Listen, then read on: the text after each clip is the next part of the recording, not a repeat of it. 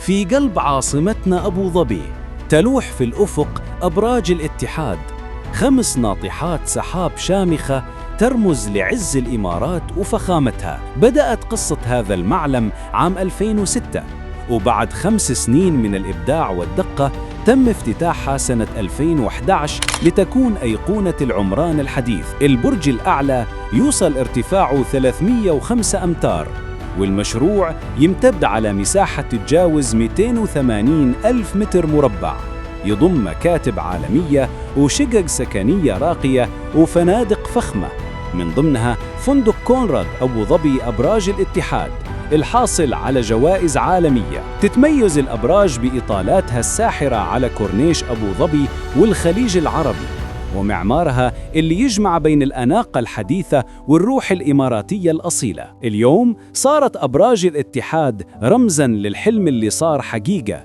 ودليل على رؤية أبو ظبي نحو مستقبل يلامس السحاب.